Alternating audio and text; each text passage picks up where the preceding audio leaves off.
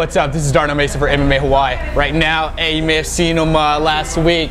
Travis Brown. Travis Brown, what's up, brother? Hey, we're kicking it right here at the Octagon Nation 2011 tour here in Las Vegas. But Hawaii boy does good, man. $70,000 richer at that sweet, sweet Superman punch. Can you take us back to that moment? Talk us through the punch, maybe. Yeah, man. The biggest thing that I noticed is every time we were separating, he was coming in, throwing either a long knee or a kick. So, you know, a couple combinations before that is something that I was expecting to throw. And then my cornermen, my coaches yelled it out. As soon as they called for it, it happened. And, you know, I just knocked them out, did good, and, you know, $70,000 richer. There you go.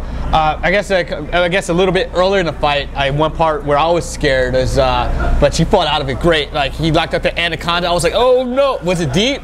No. Was it? The thing is I train with Mr. Wonderful, Phil Davis, every day, and that's like his move right now.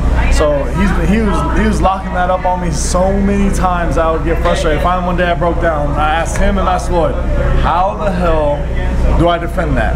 And so as soon as he got it on me, I was like happy he tried to go for that and then something else, because I knew exactly what to do with that one and how to defend it. So as soon as he did it, I was patient. I moved towards the fence so that he couldn't roll one direction, because the part of it, like the way he had it initially locked up, you had to roll the way that I was locked up towards the fence. So that's why he switched and rolled the other way. Well, when he switched and rolled the other way, my hand was between my legs, so he just slipped off. Yeah. So you know, it's something that I wasn't worried at all, and I was just waiting for him to make a mistake, and I knew I was gonna get out.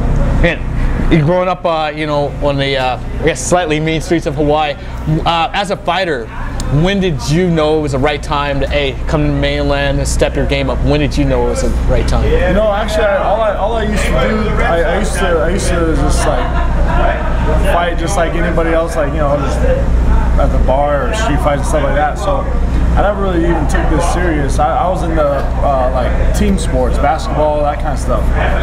So when I was about 24, I started doing jiu-jitsu. When I started doing jiu-jitsu, like real quick, I picked it up just like I did the whole MMA thing. Started doing that, got into stand-up, and then 8 months later, I had my first MMA fight, pro fight, and here I am. There you go, man. UFC, man. So, and how is it, again, you grew up, or you did to come up on the smaller shows. Again, how does being in the UFC compare? There's no comparison. The UFC is so much like further along than those guys. The production they have, to the events like this, you know, like what other promotion has a, you know, big truck like this with memorabilia and on, you know, the ability to meet the fighters and, you know, stuff like that. I mean, you know, Dana White, UFC, Fertitta Brothers, all them, they've done such a good job of getting their fighters in the public eye that that there's no comparison. So, yeah, what do you want to do next? Or what do you want to do next? I mean, I know you want to take a little time off and rest the body, you know, train. What do you want to do next? Yeah, you know, my next step is I'm going back home for about 10 days. You know, I'll be back home and, you know, just relax, kick the feet up. Once I'm done with that, I'll be back in the gym, getting better and improving. Hey, I guess a big secret, everybody, or not so big of a secret, he'll be home in time for the expo. So hopefully, yeah, sorry to throw you under the bus. Hopefully we see you at the 2011 MMA Hawaii Expo, and hope to see you there as well. But, yeah, man, what do you think you need to work on? What are your strengths? What are your weaknesses? Man, you know, at this point in my career, I need to work on everything. You know what I mean? We're talking cardio, wrestling, jiu-jitsu, stand-up. Every aspect of the game, I have to step my game up. I mean, the guys are getting better and better. The talent's getting deeper and deeper.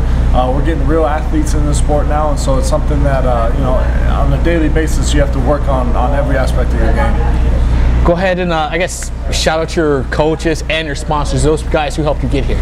Yeah, man, you know, down there at MMA, Coach Eric Del Fiero, Billy Scheibe, Coach Master Lloyd Irvin, you know, all those guys helped me get to where I'm at now. All my training partners, you know who you are. You know, my kids, you know, thank you so much for just, you know, being supportive of Daddy. I really appreciate that.